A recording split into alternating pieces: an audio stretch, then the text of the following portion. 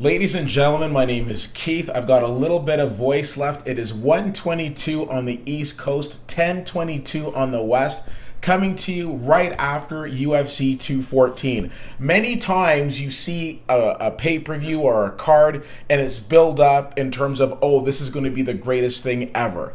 Every pay-per-view you hear, this is going to be such a big fight, such a big card. It is very rare that a card delivers, and this one did. Now, we're going to get to that exciting and that polarizing main event in just a moment, but let's go through the other four fights that were on the pay-per-view. Volkan Ozdemir, never heard of him before. He had a fight against Jimmy Manuwa. Jimmy Manuwa, of course, was the number 3 light heavyweight in the world. He was on the card just in case Daniel Cormier or John Jones was not able to compete. As it turned out, they were both able to compete. Unfortunately, Jimmy Manuwa was not, as he was knocked out in 42 seconds. The man who walked into the fight as a heavy favorite got laid out 42 seconds into the first round by a virtual unknown to myself. I mean that with no disrespect. I wasn't familiar. I'm very familiar with him now. The card then went into Robbie Lawler in his first fight since losing the welterweight title to Tyron Woodley against Cowboy Don Cerrone. Got a lot of respect for Cowboy Don Cerrone. He's one of the few UFC fighters, if you tweet him, chances are he'll tweet you right back. Don Cerrone's biggest opportunity is that he doesn't seem to be able to win those big fights. And after surviving a flurry in the first round against Robbie Lawler, I personally thought he had done enough to win a decision.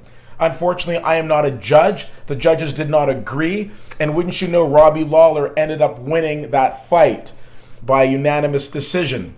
I don't agree with it. I don't think Cerrone lost it. But again, I'm not a judge, so take my opinion with a grain of salt. But perhaps you like my opinion because you're still watching. Then we moved into the featherweight title for the women's featherweight title. Cyborg, Chris Cyborg was going one-on-one with Tonya Evinger. This was a match that we all thought would be over quick. At least people that I was enjoying the evening with. Turned out that it didn't go so quickly. We realized a couple of things. The first thing we realized is Tonya Evinger can take a punch. When you're fighting somebody like Cyborg, who was absolutely dominated, her division, you need somebody in there who is willing to fight. Cyborg is so impressive that the former champion decided to vacate her title as opposed to fighting Cyborg. That's what you're dealing with. Tonya Evinger went in. She took punch after punch until she could take punch no more, and she ended up going down in the third round. Congratulations to Cyborg on winning the title. Congratulations to Tonya Evinger for hanging in there. And how the heck did Tito Ortiz get in the building? I'm sorry, but if Nick Diaz can't come and cheer on his brother Nate, how is Tito Ortiz getting in the building? Anyways, let's move on to the co-main event. What was supposed to be an interesting fight turned out to be the only fight that got a boring chant, as Tyron Woodley, the welterweight champion, successfully defended his title against Damian Maia. Takedown attempt after takedown attempt after takedown attempt was stuffed by Tyron Woodley, and it seemed that Damian Maia had nothing else in his toolbox. He barely threw any kicks. Like I said, he wasn't able to get him on the ground. His striking was insignificant, and Woodley showed a complete disdain for his opponent while mocking him through several rounds. Next up for Tyron Woodley is supposed to be George St. Pierre. Chances are George St. Pierre will be a little more successful on the takedowns. Let's get to the main event now. Daniel Cormier, John Jones. This fight was billed as one of the biggest fights, or the biggest fight in light heavyweight history, probably one of the biggest fights the UFC has seen. The Ali Frazier there is saying, and it lived up to the hype. Now, the interesting thing is karma. Karma is something you got to pay attention to.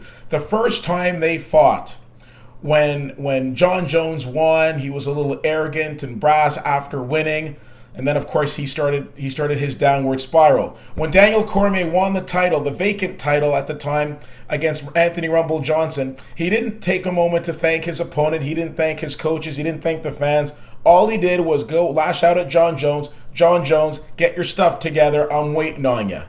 Then they had that interesting interview before UFC 200 saying, I am willing to die in the octagon for this. And of course, John's response was, be ready to do that. These two men do not seem to like each other at all. I like the fact that when the fight tonight started, they did touch gloves, and we did see a different Daniel Cormier. This is a man who's been champion for the last while. He's built up his confidence, and this was two absolute warriors going at it. But in the end, a head kick, a trip, and a flurry of an onslaught of punches later, and we are looking again at the new light heavyweight champion, Jon Jones. I say careful what you wish for, because after the fight, when Daniel Cormier had the opportunity of going to the center of the octagon and shaking the man's hand, he refused to do that, a la Ronda Rousey. And if it wasn't for Joe Rogan cutting him off, he probably would have hightailed it back to the locker room. Somebody get the man a Kleenex because he started bawling. But credit to Jon Jones. This is a new Jon Jones. He wasn't making fun of him. He wasn't disrespecting him. He was doing nothing but showing him love and respect like a true champion would. I commend both of these men, because it takes two to tango, and it takes two fighters to pull off such an entertaining fight. The UFC has delivered, in my opinion, with the exception of the Woodley Maia fight, which of course they can't control, one of the best pay-per-views I have seen in ages. And I know McGregor-Mayweather is coming up. Good luck topping this one. This showcased the UFC at its best.